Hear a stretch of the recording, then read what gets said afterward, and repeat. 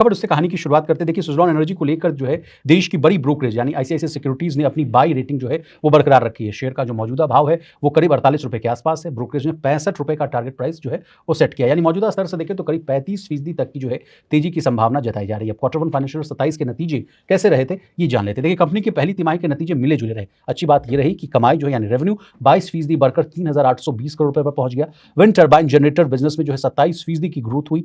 प्रति मेगावाट जो कमाई यानी रियलाइजेशन वो 12% बढ़कर जो है 6.3 करोड़ हो गई। कमजोर बातें क्या रही नतीजों का वो हम समझ लेते हैं। पैट यानी जो है प्रॉफिट आफ्टर टैक्स वो लगभग 6% घटकर लगभग 300 करोड़ रुपए पर रह गया है। एबिटा मार्जिन 15.5% पर आ गया, जो पिछले साल से काफी कम माना जा रहा है। मार्जिन क्यों घटा, ये सवाल बड़ा अहम है, इसका भी जवाब ले लेते हैं। देखिए, कंपनी के मुनाफे पर दो बड़ी वजहों से दबाव पड़ा। एक तो है कि सुज़लॉन 2.0 पर खर्च, कंपनी जो है अपने बिजनेस को बड़ा बनाने के लिए जो है वो निवेश कर रही है, यानी इन्वेस्टमेंट किया जा रहा है, इस वजह से पैसा खर्च हो रहा है। इसी कारण कहा जा रहा है कि खर्च ज्यादा बढ़ गया है। सप्लाई चेन और जियोपॉलिटिकल जो है वो दिक्कतें, कहा जा रहा है कि वैश्विक स्तर पर यानी ग्लोबल स्तर पर लॉजिस्टिक और सप्लाई में परेशानी रही है, यानी जिस तरह से जो सप्लाई डिस्ट्रक्शन की जो बात हो रही है, डिस्ट्रप्शन की जो बात हो रही है, उसको हम बता रहे हैं आपके सामने। करीब जो है कहा जा रहा है कि 20% डिलीवरी जो है वो प्रभावित हुई है। अब चलिए, एग्जीक्यूशन अच्छा रहा लेकिन कमीशनिंग में क्यों देरी आई ये समझ लेते हैं। क्या हुआ पहले ये मामला समझते हैं। कंपनी ने तिमाही में जो है 506 मेगावाट का काम पूरा किया, लेकिन इनमें से जो है सिर्फ 269 मेगावाट ही जो है चालू यानी कमीशन हो पाया। बाकी प्रोजेक्ट जो है अगले क्वार्टर में चालू होंगे। फिलहाल की स्थिति क्या है ये जान लेते हैं। 1250 मेगावाट की क्षमता तैयार है, सिर्फ कमीशन होने का इंतजार है।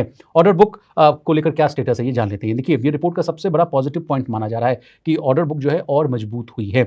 इस फाइनेंशियल ईयर में अब तक करीब जो है लगभग 1 गीगावाट के नए ऑर्डर मिले हैं। पिछले साल इसी अवधि में 0.8 गीगावाट के ऑर्डर मिले थे। कुल ऑर्डर बुक जो है वो बढ़कर 6.1 गीगावाट हो गई है। इसका आसान भाषा में मतलब ये है कि कंपनी के पास आने वाले समय में के लिए जो है काफी काम जो है वो मौजूद है। इससे भविष्य की कमाई बेहतर रहने की उम्मीद जो है वो बढ़ती हुई नजर आ रही है। अब ऑर्डर बुक में क्या खास बातें हैं वो समझ लेते हैं। ऑर्डर बुक पिछले साल के एग्जीक्यूशन से 2.5 गुना बढ़ी है। ईपीसी बिजनेस की हिस्सेदारी जो है वो 22% से बढ़कर 32% हो गई। कुल ऑर्डर बुक का 84% हिस्सा पीएसयू और कमर्शियल एंड इंडस्ट्रियल ग्राहकों यानी कस्टमर से आ रहा है।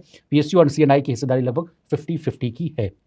अब इस कहानी में आप बार बार जो है सुज़लॉन 2.0 का जिक्र सुन रहे होंगे। क्या है सुज़लॉन का 2.0 प्लान ये समझ लेते हैं। देखिए, कंपनी जो है अब सिर्फ विंड टरबाइन बेचने वाली कंपनी नहीं रहना चाहती है। नई स्ट्रैटेजी ये है कि wind energy, solar energy, battery storage, EPC services और एसेट मैनेजमेंट में इन सभी सेक्टर्स में काम को बढ़ाया जाए। तो ये है सुज़लॉन की 2.0 की स्ट्रैटेजी। अब रीपावरिंग बिजनेस में क्या है बड़े मौके वो समझ लेते हैं। कंपनी का मानना है कि इस क्षेत्र में करीब 25 गीगावाट का बड़ा जो है अवसर यानी अपॉर्चुनिटी मौजूद है। कंपनी की योजना है कि यूरोप और ऑस्ट्रेलिया से ऑर्डर मिलने की उम्मीद है। डेवको मॉडल के तहत जो है अभी तक 600 मेगावाट के ऑर्डर मिल चुके हैं। 2031 तक कहा जा रहा है कि बैटरी स्टोरेज की जो क्षमता है वो 3.1 गीगावाट तक है।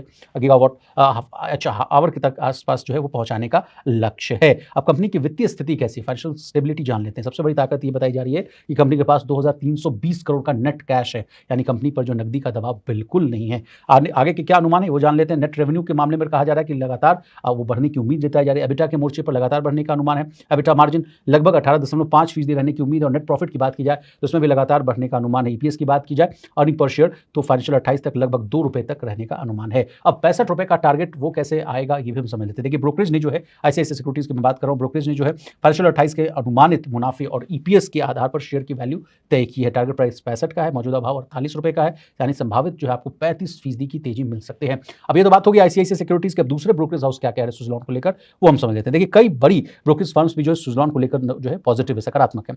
बाय रेटिंग देने वालों में कौन कौन लोग शामिल हैं? आईसीआईसीआई सिक्योरिटीज, मोतीलाल ओसवाल, आनंद राठी, डॉक्टर चौकसी, सिस्टमैटिक, यूबीएस और इन्वेस्टेक। टारगेट प्राइस के अलग अलग ब्रोकरेज ने जो है ₹56 से लेकर ₹74 तक के टारगेट दिए हैं। सेंट्रम ब्रोकिंग ने जो सबसे ऊंचा यानी ₹74 का टारगेट दिया है। यूबीएस का लक्ष्य 66 का है। इन्वेस्टेक ने 67 का टारगेट दिया है और नुवामा ने केवल होल्ड की रेटिंग दी और टारगेट रखा है 51 का। अब जिस सेक्टर में सुज़लॉन काम करती है उस सेक्टर की बात कर लेते हैं। देखिए, भारत में विंड एनर्जी सेक्टर का फ्यूचर क्या है, भविष्य क्या है ये जान लेते हैं। देखिए, भारत तेजी से रिन्यूएबल एनर्जी जो है अपनी क्षमता बढ़ा रहा है। फाइनेंशियल 26 में विंड इंस्टॉलेशन 6 गीगावाट के पार पहुंच चुका है। सरकार के रिन्यूएबल एनर्जी लक्ष्य पूरे करने में विंड सेक्टर की अहम भूमिका रहने वाली है। सुज़लॉन इस सेक्टर की प्रमुख कंपनियों में शामिल है, इसलिए इसका फायदा मिलने की उम्मीद है। लेकिन जाते जाते किन जोखिमों पर नजर आपको रखनी चाहिए वो जान लेते हैं। निवेश करने से पहले नए ऑर्डर मिलने की रफ्तार धीमी पड़ सकती है, प्रोजेक्ट पूरे होने में जो देरी हो सकती है, सप्लाई चेन और लॉजिस्टिक की दिक्कत फिर बढ़ सकती है। कंपनी ने फाइनेंशियल 27 के लिए रेवेन्यू गाइडेंस नहीं दी है, तो ये थोड़ी चिंता वाली बात है। एबिटा मार्जिन का अनुमान 17 से 18% रखा है और फाइनेंशियल 27 में लगभग 700 करोड़ का केपेक्स करने की योजना है। तो ये तमाम फैक्टर्स जो है वो आपको तय करने चाहिए अगर आपको सुज़लॉन